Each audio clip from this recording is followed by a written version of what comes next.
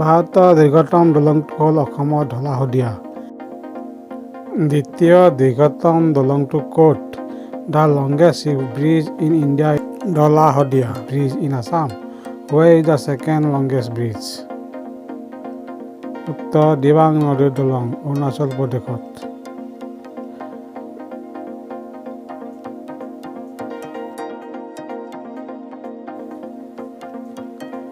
ভাৰতৰ আটাইতকৈ ডাঙৰ জীৱ-জন্তুৰ মেলা ক'ত বহে?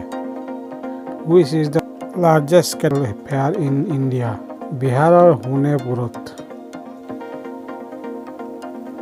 ভাৰতৰ আটাইতকৈ দীঘল ৰেলৱে প্লেটফৰ্ম ক'ত আছে?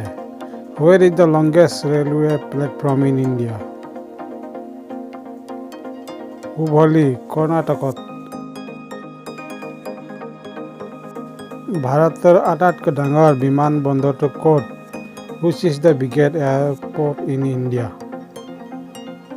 ৰাজীৱ গান্ধী আন্তঃৰাষ্ট্ৰীয় বিমানবন্দৰ হায়দৰাবাদ।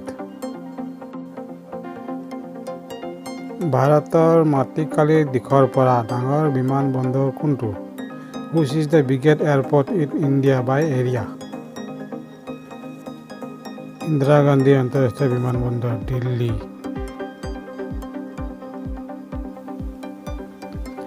ভাৰতীয় আন্তঃৰাষ্ট্ৰীয় বিমান সেৱা কেতিয়া আৰম্ভ হৈছিল?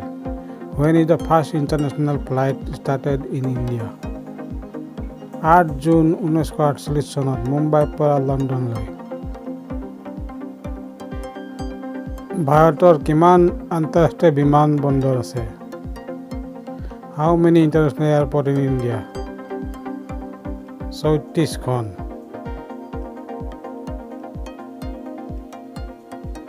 ভাৰতৰ দীৰ্ঘতম নদীখনৰ নাম কি? The longest river in India, Ganga নদী।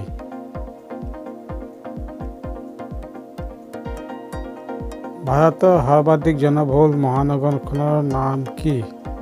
Which is the biggest city in India by population? Mumbai মহানগৰ। ভাৰতৰ সৰ্বাধিক নগৰ অঞ্চল থকা ৰাজ্যখনৰ নাম কি? Maharashtra.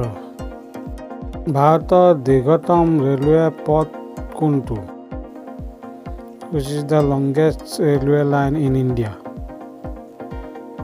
Dibrugarh to Kanyakumari.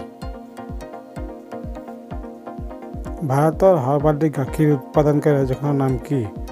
Which state of India produce highest milk? Uttar Pradesh.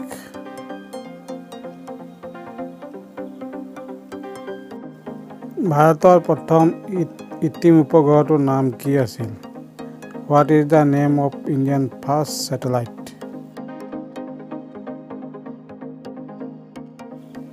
Aryabhata.